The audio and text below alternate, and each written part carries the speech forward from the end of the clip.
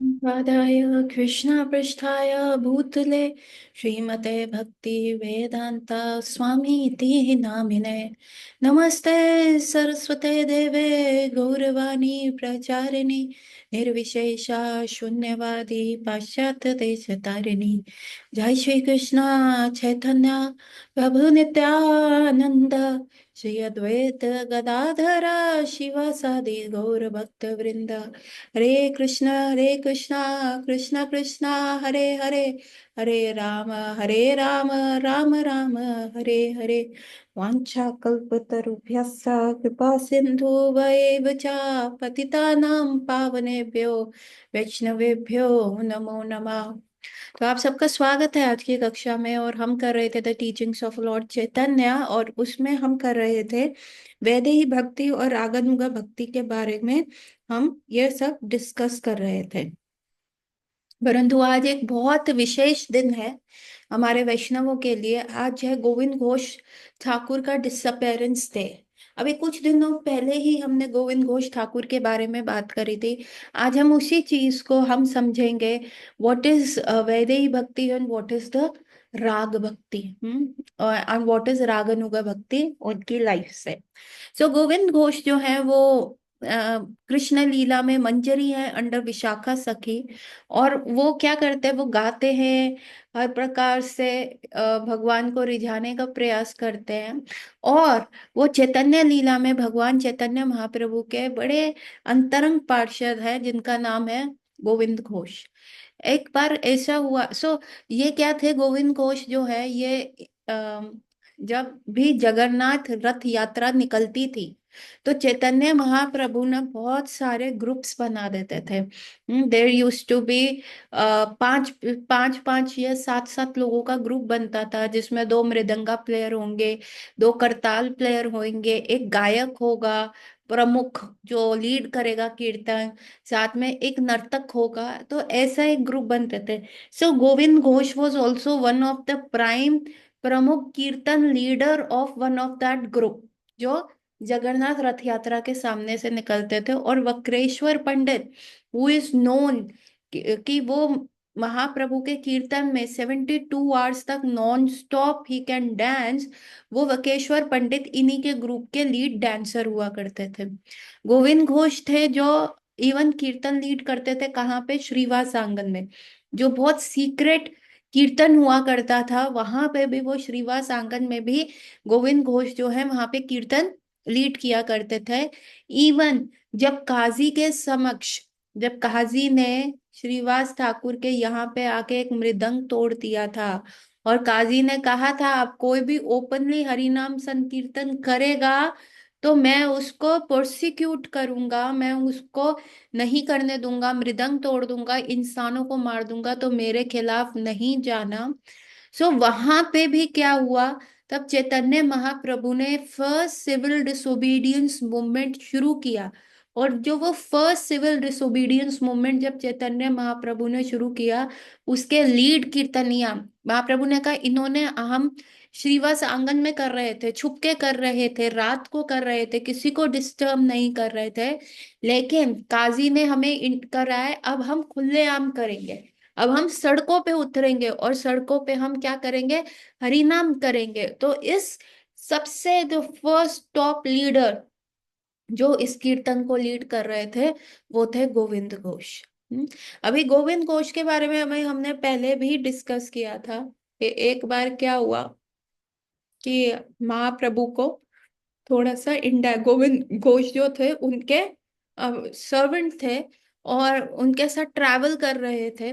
तो एक बार महाप्रभु को थोड़ा सा इंडाइजेशन का प्रॉब्लम हुआ, और उस इंडाइजेशन की प्रॉब्लम की वजह से ना महाप्रभु ने कहा कि एक ऐसा, जैसे पुदीनारा वाला दवाई होता है ना, वैसे ही बंगाल में कुछ होता है, एक ऐसा जड़ी बूटी होता है। तो उन्होंने गोविंद घोष को कहा कि जाओ, हम इस गांव में आ गए हैं, तो कहीं से इस गांव में से वो जो है जड़ी बूटी मेरे लिए ढूंढ के आप ले आओ, क्योंकि मुझे वो जड़ी बूटी चाहिए। तो तब तो गोविंद घोष जाके वो जड़ी बूटी उनके लिए लेके आए और दिया। तो चैतन्य महाप्रभु को रिलीफ हुआ। उसके बाद फिर से ऐसा ट्रैवल करने लग गए, और कुछ दिनों के बाद फिर चैतन्य महाप्रभु ने कहा कि अरे मेरे को बड़ा इंडाइजेशन हो रहा है, जरा वो जड़ी बूटी दे दो मेरे को। और गोविंद घोष 10 मिनट में उसका घोल तैयार करके चैतन्य महाप्रभु को दे दिया।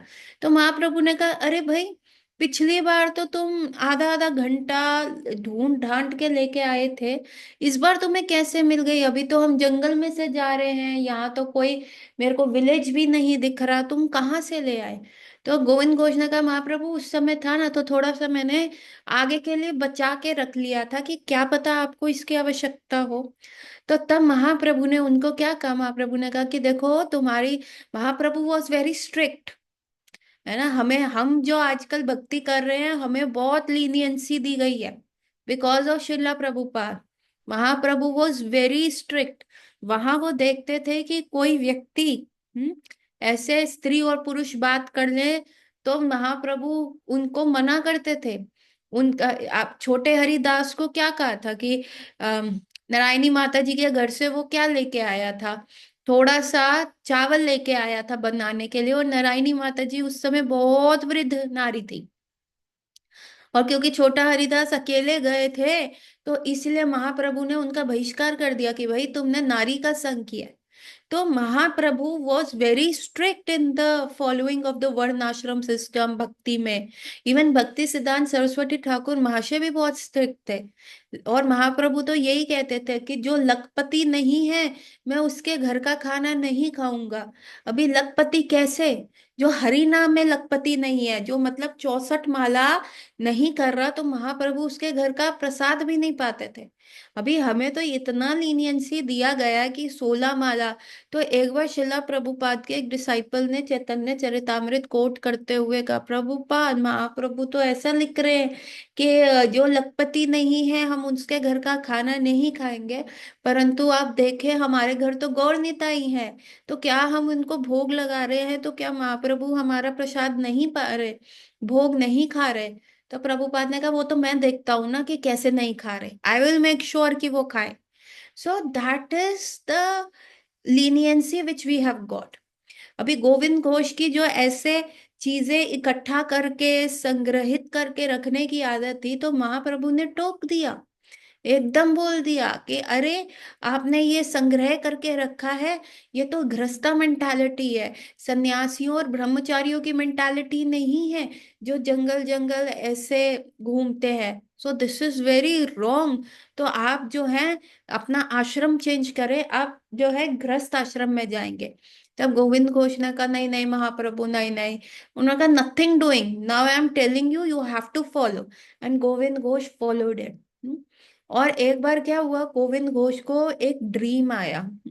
उस ड्रीम में क्या आया, उस ड्रीम में आया कि कल जब आप स्नान करने जाएंगे होली रिवर में, तो आपके बॉडी से कुछ टकराएगा, एक वुड टकराएगा जिसको आपको जाके महाप्रभु को देना है। तो गोविंद घोष ने कहा ओके, वेरी गुड, हम चले जाएंगे, है ना। तो सुबह सुबह गोविंद घोष ने कहा पता नहीं सही ड्रीम था नहीं था, चलो अब मैं स्नान करने तो जा रहा हूँ। अभी स्नान करने गए तो क्या हुआ, वहां आके उनकी बॉडी से कुछ टकराया, और जैसे ही उन्होंने पीछे मुड़ के देखा तो ओ, ये कोई वुड नहीं था, ये तो एक बहुत बड़ी शालिग्राम शिला थी, एक बहुत बड़ा शालिग्राम जी वाला पत्थर था। अभी गोविंद घोष को तो हैरान हो गए कि कैसे ये शिला पानी में इतनी भारी, you know the thing which have weight, इतना भारी चीज वो पानी में कैसे तैर रही है। तो that was a mercy of Chaitanya Mahaprabhu. तो गोविंद घोष उस शिला को, उस गोविंद उस शालिग्राम शिला को लेके चैतन्य महाप्रभु के पास गए, और चैतन्य महाप्रभु को जैसे ही उन्होंने दी तो चैतन्य महाप्रभु ने कहा अरे गोविंद, तुम कितने अहोभाग्य है तुम्हारे, तुम सच में बहुत अच्छे ठाकुर जी के भक्त हो कि ये शिला तुमको आई, तुमको कैसे पता चला? तो गोविंद कहते हैं महाप्रभु मुझे कल ड्रीम आया था, तो मैंने इस ड्रीम में देखा तो ऐसा ये शिला मेरे पास आया।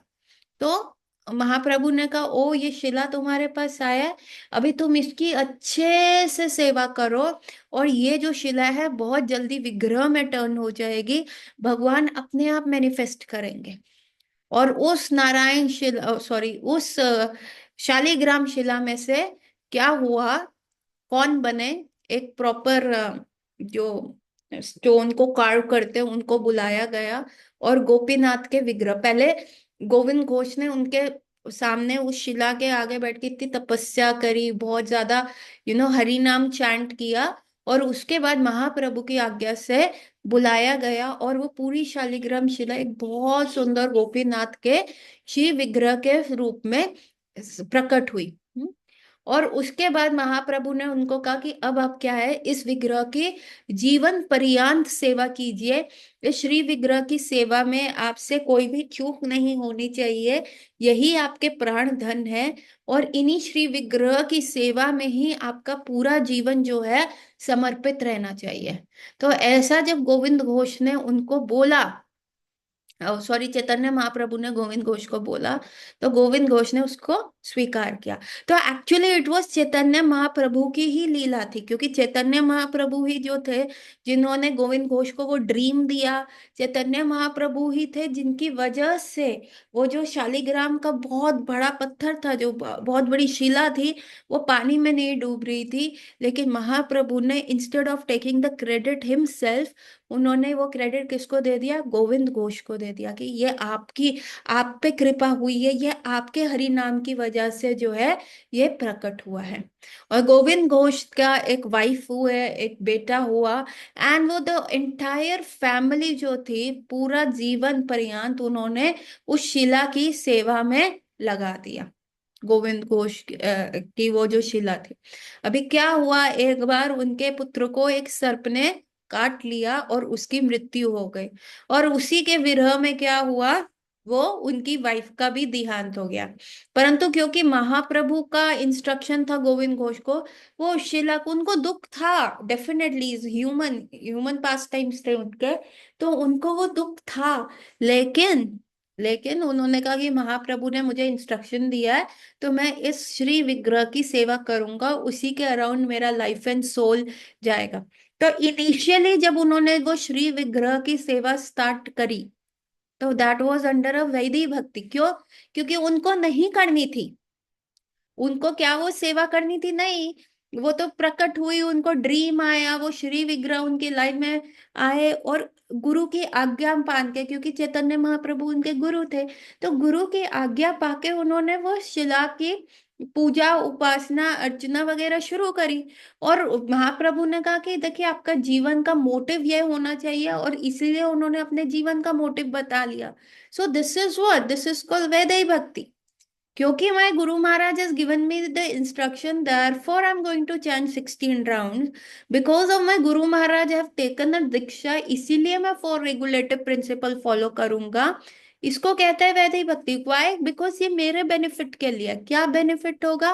ओ, मैं इस संसार में 84 लाख योन, सी जब तक हम दीक्षा लेते हैं ना, तो वी आर पार्शली कन्विंस्ड कि ना, जो ये भगवत गीता और भागवतम में लिखा है कि ये 84 लाख योनियां डेफिनेटली होती हैं, कहीं मेरा ह्यूमन बर्थ तो नहीं चला गया, ये जो 5वें अध्याय भागवतम में हेल का डिस्क्रिप्शन दिया, कहीं मैं वहां तो नहीं चला जाऊं। तो हम क्या करते हैं, दीक्षा लेते हैं अपने आप को प्रोटेक्ट करने। इट इज नॉट इनिशियली कि वी लव कृष्णा। हम क्या करते हैं, अपना बेनिफिट देखते हैं, ओ दिस वर्ल्ड इज अ मेहैम, पूरा यहाँ लोग पागल हो रहे हैं, ये इधर उधर जा रहे हैं, तो हमको नहीं जमता ये सब ना, हमें नहीं अच्छा लगता, तो चलो दीक्षा ले लेते हैं। ठीक है, हम डिस्क में नहीं जा रहे, हमें लेके नाचना है, तो कीर्तन में नाच लेंगे। हमें ना आगे आगे बढ़ के सेवा करनी अच्छी लगती है, फैमिली में, फैमिली में कोई शादी होती है, कोई फंक्शन होता है, तो हम बहुत अच्छे से मैनेजरियल ड्यूटीज निभा लेते हैं, सारा हम कर लेते हैं कि क्या कब कैसे होगा। तो परंतु मैरिज में तो क्या ही मिलता है ना, अच्छा अच्छा इस्कॉन टेम्पल आएंगे, वहां पे भी ये मैनेजरियल ड्यूटी होगी, गुरु महाराज की आंखों में दिखेंगे, मगर गुरु महाराज 4 जनों के सामने तारीफ करेंगे। सो हमारे क्या होते हैं, अल्टीरियर मोटिव्स होते हैं, because it is beneficial for us. हम घुसते क्यों हैं, अपना प्रोज एंड कॉन्स देखने के लिए। हाँ, कि सुबह जल्दी उठेंगे, सो हमने बचपन में पढ़ा था, early to bed early to rise make us healthy wealthy और वाइज। चलो स्पिरिचुअलिटी में भी आ गए तो कोई बात नहीं, कम से कम हेल्थ तो रहेगी। माला करने के बाद 16 राउंड कर लेंगे, वैसे मेडिटेशन करते, ये भी मेडिटेशन हो गई। है ना। और तो और क्या है कि चार जगह जाते हैं तो लोग प्रभु जी कहते हैं, आगे देते हैं। हाँ, गले में हम बड़ा सा वो सिल्क के थ्रेड्स का पवित्र पहन के हमारी back to God and magazine में फोटो आती है, हमें लोग भक्त भक्त कहते हैं। सो हमारा कहीं ना कहीं सटल ईगो, कहीं ना कहीं हमारी जो विशेस है, जो एक्चुअली हम बाहर की मटेरियल लाइफ में हमें कोई पूछता नहीं है, वहां या स्पिरिचुअल लाइफ में हम वी आर आउटशाइनिंग। तो हमारा वो चीजें पूरी हो रही है, इंजॉय हम कर रहे हैं, डांसिंग, फीस्टिंग, फास्टिंग, सब हम मजेदार मजेदार मजेदार हर चीज कर रहे हैं, है ना। सो ये सारी चीजें जब हो रही हैं तो इसको कहते हैं हम वैदेही भक्ति। चलो कर लेते हैं ना, 16 माला गले में, बीड बैग, धोती पहन के, वैष्णव साड़ी पहन के, तिलक लगा के, वी लुकिंग डिफरेंट ना फ्रॉम द क्राउड। तो जब हमारे ये सारे मोटिव्स होते हैं वो वैदिक भक्ति होती है। अभी हम ये देख रहे हैं कि कैसे गोविंद घोष को भी ये चीजें नहीं करनी थी, परंतु as he followed the process of his guru Maharaj, as he followed the process of Chaitanya Mahaprabhu, धीरे धीरे इतनी आसक्ति हो गई, हाँ, राग अनुगा हो गए। राग किसमें था? चैतन्य महाप्रभु में। हाँ, अपने विग्रह को लेके वो भक्ति किसमें थी? चैतन्य महाप्रभु में थी। लेकिन उस राग की शरण किसने ली? अनुगा कौन हो गए? उस शरणागत कौन हो गए? वो हुए गोविंद घोष, जब उन्होंने वो प्रोसेस को फॉलो किया, हरि नाम को किया, है ना। इतना ज्यादा अटैचमेंट हो गया उसमें, इतना ज्यादा वो चले गए कि फिर उनको ये इतना दुख नहीं हुआ कि उनका वाइफ का डेथ हो गया या उनके बेटे का डेथ हो गया, बिकॉज दे हैड अ गोल। देखिए, डिप्रेशन कब होता है लाइफ में? जब हमारे पास कोई गोल नहीं होता, जब हम एक मीडियोकर लाइफ जी रहे हैं। सुबह उठ रहे हैं, जिम जा रहे हैं, खाना खा रहे हैं, आ रहे हैं, नहा रहे हैं, धो रहे हैं, उसके बाद काम पे जा रहे हैं, 9 to 5 करके आ रहे हैं, पैसा कमा रहे हैं, बच्चों को स्कूल भेज रहे हैं, है ना, बीवी के साथ रहे। कोई लाइफ में कोई गोल ही नहीं है। स्कूल स्कूल टाइम में क्यों नहीं डिप्रेस, मतलब आजकल तो स्कूल टाइम में भी हो रहा है, क्योंकि स्कूल टाइम में डिप्रेशन क्यों हो रहा है? सारी चीजें इंजॉयमेंट। 25 ईयर्स तक क्या होता था? इंद्र तृप्ति नहीं होती थी। 25 ईयर्स तक क्या होता था? अपनी इंद्रियों को संयम में रखना था, इतना ज्यादा खेलना नहीं है। एग्जाम डेज में नहीं खेलोगे, एग्जाम डेज में टीवी नहीं मिलेगा। लेकिन आजकल क्या हो रहा है? आजकल तो इंद्र तृप्ति का पूरा, जिसको कहते हैं, सुनामी आई हुई है। और वो हमको जब पूरी नहीं होती तो हम डिप्रेशन में जाते हैं। अर्लियर किड्स जो थे वो डिप्रेशन में नहीं जाते थे, बिकॉज उनको पता था थर्ड क्लास के बाद फोर्थ, फोर्थ के बाद fifth, and everything, every year there for something new to do. नई बुक्स, नई यूनिफॉर्म, नए शूज, नए फ्रेंड्स मिल जाते थे, है ना। और नया गोल सेट हो जाता था, कि अभी हमको क्या है कि 10th के बाद कौन सा सब्जेक्ट लेना है, फिर कॉलेज में, फिर जॉब, फिर एक टाइम पे आके ना लाइफ बिल्कुल फिक्स हो जाती है, कितना प्रमोशंस ले लेंगे, कुछ नयापन नहीं रहता। Because we don't get newness in our life, तो हम क्या करते हैं? हम माया के डिफरेंट प्रलोभन में फंस जाते हैं। माया ऑफर कर रही है स्विट्जरलैंड में जाओ।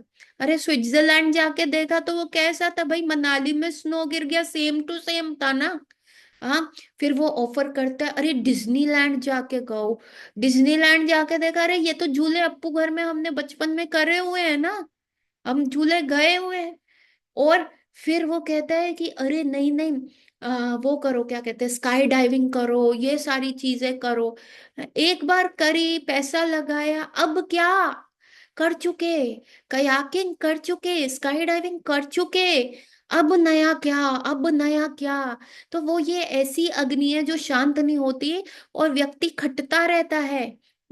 मेरे पास आज ही एक लड़की आई, वो दवाई लेने, और वो कह रही है, मैम मेरे से जॉब नहीं हो रही, इतना ज्यादा स्ट्रेस है, मेरे से बर्दाश्त नहीं हो रहा, लेकिन मैं क्या करूं, मुझे करनी पड़ रही है, क्योंकि मेरे को घूमने की आदत लग गई है। कम से कम साल में 4 ट्रिप्स तो होने चाहिए ना मैम, उसके लिए मेरे को पैसा चाहिए, तो इसीलिए। हाँ, मेरी लाइफ का दो ही गोल है। एक तो अच्छा खाना खाना, मतलब अच्छा खाना का मतलब है जंक फूड खाना, टेस्टी खाना खाना, different high high and restaurants में जाके खाना। और दूसरा है, मेरे को घूमना बहुत पसंद है, यही मेरी लाइफ का गोल है। तो बताओ ना मैम, काम इतना है, गधा बना रखा है, गधे की तरह हम लगे रहते हैं। तो अभी क्या हो गया, ये जाल में फंस गए, वाई शी इज, क्योंकि न्यू नहीं है ना। लेकिन जब हम कृष्णा कॉन्शियसनेस में आते हैं, भगवान क्या है, every moment he is new, every every second he is new.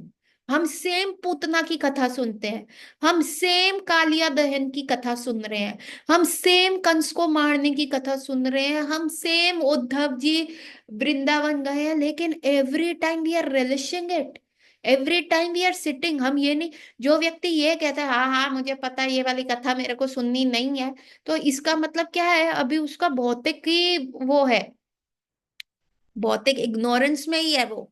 लेकिन जब हमको वो कथा रिलिश करनी हो जाती है, एक ही पास्ट है, nothing is getting new but Krishna is so नव यौवना। कृष्ण का क्या नाम है, नव यौवना।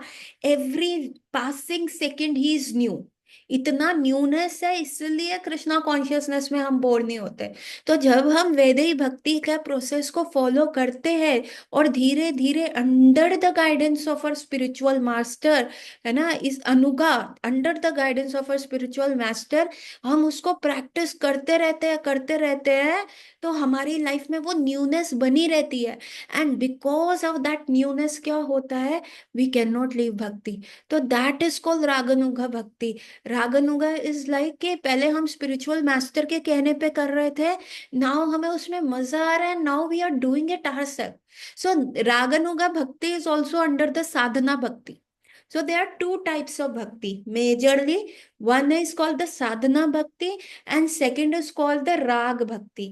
From the process of sadhana bhakti, sadhana का क्या मतलब है, practicing practicing practicing, फ्रॉम साधना भक्ति हमें राग भक्ति में जाना है। राग भक्ति के स्पॉन्टेनियस स्पॉन्टेनियस स्पॉन्टेनियस, कि कृष्ण हमारे लवर हैं and that is the way you treat the lover ना।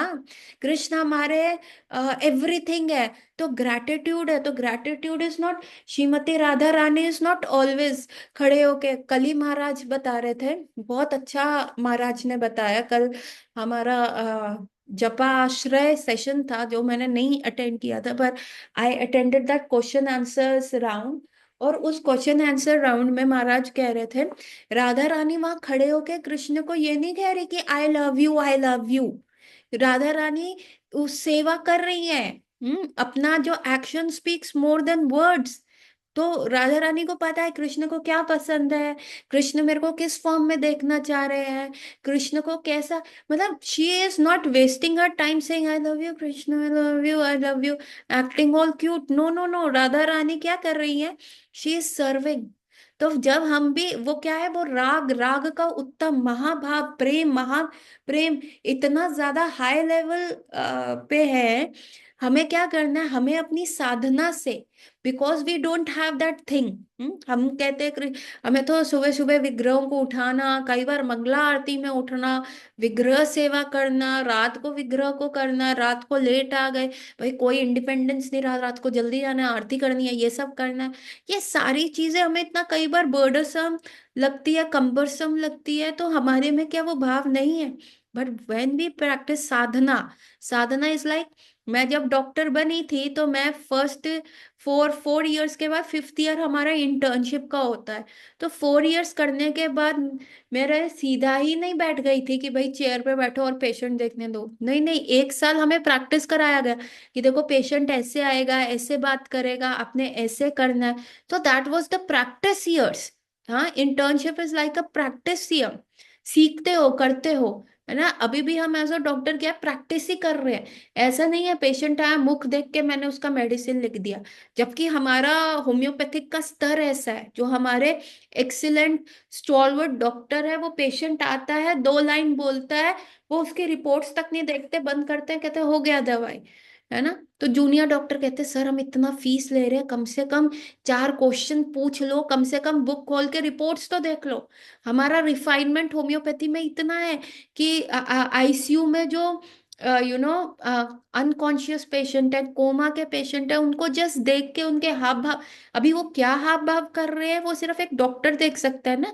हमारी नजर में वो क्या होगा, एज अ कॉमनर, आंखें बंद करके ही तो पड़ा है, मशीनों का बीप बीप बीप आ रहा है, और क्या हो रहा है, बीपी ये है, शुगर ये है, ये सारी चीजें, ये सारी चीजें हो रही हैं। लेकिन लेकिन लेकिन क्या है, लेकिन क्या हो रहा है यहाँ पे, कि हम लोग जो हैं हम उस लेवल पे नहीं पहुंचे। मैं अभी उस लेवल पे नहीं पहुंचे, तो हम क्या कर रहे हैं, सीख रहे हैं, प्रैक्टिस कर रहे हैं। सो सेम वे हम उस लेवल पे नहीं पहुंचे कि हम भगवान के धाम जाके वो स्पॉन्टेनियस लव दिखा सके। तो साधना भक्ति के दो पार्ट है। पहला पार्ट है वैदेही भक्ति, Vaidehi with the rules and regulation, है ना, जिसके लिए हमें अपना स्पॉन्टेनियस एफर्ट मारना पड़ता है, अपने आप को उठाना पड़ता है, चल अलार्म लगाना पड़ता है। अलार्म लगा के भी हमें लगता है यार 5 मिनट और स्नूज कर लेते हैं ना, 5 मिनट लेट हो गया तो क्या हो गया। सो दैट इज अ वैदेही भक्ति। और साधना भक्ति का दूसरा पार्ट क्या है, रागनुगा भक्ति, वेयर वी रियलाइज कि अरे नहीं, करना है, मजा आ रहा है ठाकुर जी की सेवा करने में, है ना। And then comes the third is वैदेही साधना भक्ति से प्रैक्टिस करते वी गो टुवर्ड्स द राग भक्ति।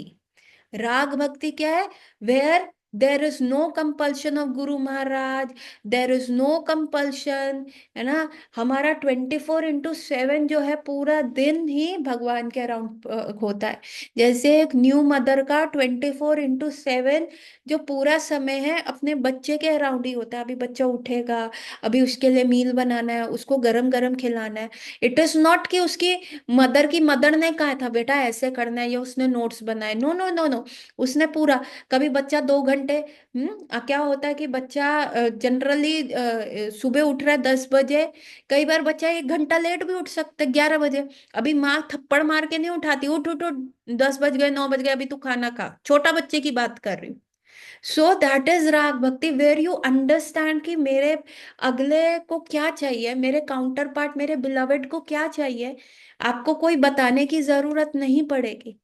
So that was in the life of Govind Ghosh. He started with a Vedi Bhakti because Chaitanya Mahaprabhu asked him कि आप इस श्री विग्रह गोपीनाथ जी के जो विग्रह हैं इनकी सेवा करें, इनके साथ आपका संबंध डेवलप करें। और उसके उपरांत क्या हुआ कि अब फिर उनको इतना राग अनुगा हो गया उस, मतलब राग अनुगा का मतलब क्या होता है कि अभी वो स्तर नहीं है, लेकिन वो स्तर आने वाला है। पर उसमें भी रूल्स और रेगुलेशंस होते हैं। उसमें भी कई बार मी टाइम आ जाता है ना। सो रागनुगा हो गया। और फिर जब वो राग के स्तर पे चले गए, राग के स्तर पे जब उनको ये लगा कि बस he is my life and soul, नहीं तो कितना बड़ा दुख है कि कोई किसी का जवान बच्चा मर जाए, हाँ, पला पलाया लड़का मर जाए, कितना बड़ा दुख है। बहुत बड़ा दुख है जी।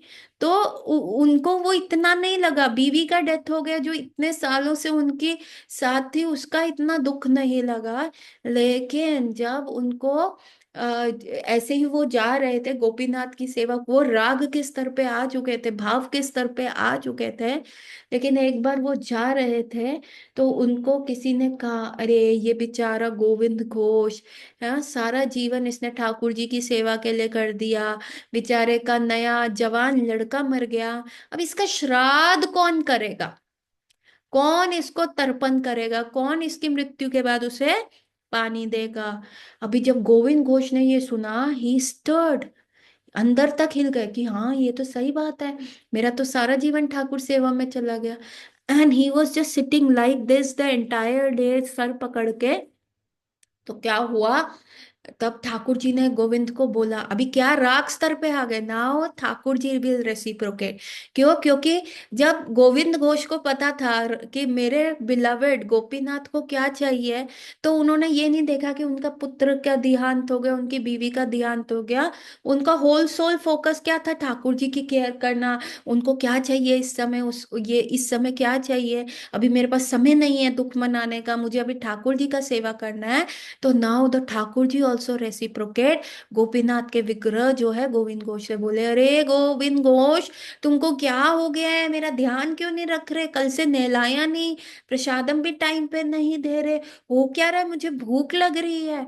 तो गोविंद घोष कहता है अरे आप चुप हो जाइए, मेरा तो जीवन नष्ट हो गया, मेरा तो जीवन समाप्त हो गया आपकी सेवा करते हुए, अभी बहुत बड़ा टेंशन हो गया। तो गोविंद घोष ने, ठाकुर जी ने कहा, गोपीनाथ ने कहा, अरे क्या टेंशन हो गया गोविंद घोष, अरे देखिए मेरा तो पुत्र मर गया, मेरे को तो अब रियलाइज हो रहा है। तो गोपीनाथ ने कहा हाँ उसको तो बहुत साल हो गए, अब तुमको क्यों रियलाइज हो रहा है, अरे देखिए अब तो मेरा फिर श्राद्ध कौन करेगा, मृत्यु मृत्यु के बाद मैं भी तो अब बूढ़ा हो गया हूँ, कौन करेगा मेरा श्राद्ध, बताएं बताएं। तो गोपीनाथ कहते बस इतनी सी बात, अभी उठ जा, मेरे लिए प्रसाद बना और मैं तेरे श्राद्ध का प्रबंध कर दूंगा, मैं करूंगा तेरा श्राद्ध। तो गोविंद घोष ने कहा कभी विग्रह भी श्राद्ध करते हैं? उन्होंने कहा कभी विग्रह भी बोलते हैं, तेरे से बात कर रहा हूं ना, तो करूंगा तेरा श्राद्ध, ये मेरा प्रॉमिस है। एंड फिर Govind Ghosh again went into that level of raga. And then Govind Ghosh left his body. तो सारे जब पता चला लोगों को, तो उनका बॉडी उठाने के लिए आए, तो गोपीनाथ के विग्रह बोलने लग गए कि अरे ये मेरा भक्त था, और मैं क्या हूँ, इसका पुत्र हूँ। तो अभी मेरे को इसकी अंतिम संस्कार करना है, मुझे वाइट बनाओ, मैं फास्टिंग रखूंगा, और उसके बाद हर साल मैं इस गोविंद घोष का श्राद्ध करूंगा। और आज तक लेडीज एंड जेंटलमैन, आज तक गोविंद घोष का श्राद्ध होता है। आफ्टर 570-80 ईयर्स के बाद भी आज तक गोविंद घोष का वो श्राद्ध सेरेमनी होती है। विग्रह को व्हाइट में पहनाया जाता है, जो उनका होली थ्रेड होता है उसको उल्टा पहना दिया जाता है, विग्रह के हाथ में से बंसी हटा के खुशा ग्रास रखी जाती है, और प्रॉपर हवन होता है। और गोविंद घोष के श्राद्ध के लिए ठाकुर जी वो हवन अटेंड करते हैं। सो दैट इज द लेवल। आपको सी, आज भर्ती और कल छत्रपति नहीं होगा। आपको कि आज हम आ गए, हम राग के स्तर पे आ जाएंगे, नहीं। हमें जो हमारा मन, तुम see it is a telepathy. जैसे एक छोटे बच्चा जो अभी छोटा, अभी जो पैदा ही हुआ है, उसकी माँ को उसकी नीड्स समझ आ जाती है, जबकि वो बच्चा बोल भी नहीं पाता। तो ये क्या है, ये टेलीपैथी ही है ना, ये कनेक्शन है ना एक लव का। तो जब तक वो राग का स्थिति नहीं आएगा हमारे ठाकुर जी के प्रति, तो हमें वो रेसिप्रोकेशन नहीं मिलेगा। और वो कब आएगा? वो जब आएगा जब हम साधना भक्ति करेंगे। साधना भक्ति से कैसे? साधना भक्ति पहले वैदेही भक्ति, वैदिक भक्ति क्या है? Following all the rules and regulation. और उसके बाद हम का जाएंगे किस स्तर के ऊपर? वैदिक भक्ति के बाद फिर हम आएंगे राग अनुगा भक्ति के ऊपर, जहाँ हमें रूल्स और रेगुलेशन अपने बेनिफिट के लिए नहीं होगा। हम कॉन्शियस हो जाएंगे कि हाँ, हमें करना है, हमारा सेंटर ऑफ लाइफ ये है। पर again that is under the sadhana bhakti. But जब वो हार्ट से स्पॉन्टेनियसली वो लव आएगा, when our entire life will be around Krishna, तो दैट बिकम्स अ राग भक्ति। और तब डिवोटी उस स्तर पे आ जाता है जहाँ कृष्णा को वो खरीद लेता है। वो उस स्तर पे आ जाता है जहाँ वो कृष्णा को कुछ भी कह सकता है, कृष्णा रेसिप्रोकेट करते हैं, कृष्णा झुक जाते हैं। ये वो स्टेज है जब एक डिवोटी कृष्ण से भी ऊपर हो जाता है। वो कृष्ण के साथ कुछ भी कर सकता है। मैया यशोदा कृष्ण को, छोटे से बाल गोपाल कृष्ण को अपना टॉय बनाती थी। हाँ, कभी उनके यहाँ पे चोटी बना देती थी, हाँ, कभी लल्ला करके थोड़ा सा मक्खन उनके मुंह पे लगा देती थी। ब्रज की गोपियां जो थी, वो गोबर के ऐसे छोटे छोटे उपले करके कृष्ण पे लगा लेती थी। कृष्ण उनके हाथ में क्या बन गए थे? टॉय बन गए थे ना, क्योंकि वो बिक गए थे। किससे? करेंसी नोट से नहीं, वो राग से, वो लव से बिक गए थे। और तभी भगवान कृष्ण क्या कहते हैं भगवत गीता में? मेरा जो शुद्ध भक्त है, उसका मेरे सिवा इस संसार में कोई नहीं है, और मेरे लिए उसके सिवा इस संसार में कोई नहीं है। मेरा इस लेवल का रेसिप्रोकेशन रहता है। सो होपफुली आपको समझ में आया होगा, जितना भी मेरी में क्षमता है आपको एक्सप्लेन करने की, कि what is. And another thing that yesterday that Maharaj told, जो मेरे को बहुत अच्छा लगा, उन्होंने दिया चातक पक्षी का एग्जाम्पल। चातक पक्षी का क्या एग्जाम्पल है? वो जो घनश्याम बादल होते हैं उसको देखते हुए ऐसे चोंच खोल के खड़ा रहता है। और वो चोंच खोल के खड़ा रहेगा, और साथ में नदी बह रही है, गंगा जी बह रही है, लेकिन वो वहां से पानी नहीं पिएगा। उसका होल सोल फोकस क्या है? कि ये बादल से ही जो जल बरसेगा मैं वही पीऊंगा। और क्या होता है, कई बार बादल आते हैं आसमान में, लेकिन सिर्फ गरजना होता है, गरजते हैं पर बरसते नहीं है। और चातक पक्षी की उम्मीद हो जाती है अभी होगा, अभी होगा, अभी मिलेगा। लेकिन उसका लेवल ऑफ पेशेंस जो होता है वो इतना ही होता है कि नहीं, पीऊंगा तो वही जल पीऊंगा जो घनश्याम बादल मेरे को बरसा के देगा। साथ में बहती हुई गंगा जी का जल भी नहीं पीऊंगा, चाहे उसके बारे में कितना क्यों ना लिखा हो, सुरेश्वरी भगवती गंगे, हाँ पुण्य करने वाली गंगे, चाहे कितनी भी प्रेयर्स हो। No no no, my loyalty is towards that Ghanshyam badal. हाँ, और वो घनश्याम बादल चाहे मेरी लाइफ में थंडर स्टॉर्म क्यों ना ले आए, और बरसे ना, ठंडर ही लाए। हाँ, तो सेम वे हमारा भी लॉयल्टी ये होता है, राग का स्तर ये होता है। हाँ, कि हम सी राग अनुगा, सॉरी नॉट राग, राग अनुगा का स्तर भी यही होता है। हमें उस लेवल तक आना है कि इवन कृष्णा थंडर लाए, मतलब प्रॉब्लम्स पे प्रॉब्लम्स रहे, और रेसिप्रोकेट भी ना करें, तब भी हम उस चीज को प्रैक्टिस करते रहे। Then we come at the stage of raga. तो एक चातक पक्षी का भी एग्जाम्पल मेरे को बहुत ही अच्छा लगा जो कल महाराज ने दिया। So this is the stage of sadhana bhakti, vaidhi भक्ति, रागनुगा भक्ति, and then second type of bhakti is rag bhakti. Hopefully, from the life of Govind Ghosh, we can understand all these things. And Gaur Ratri, everyone. I will like to end my class here. We will meet tomorrow. Hare Krishna. If any question, please post it in the group. Hari Bol.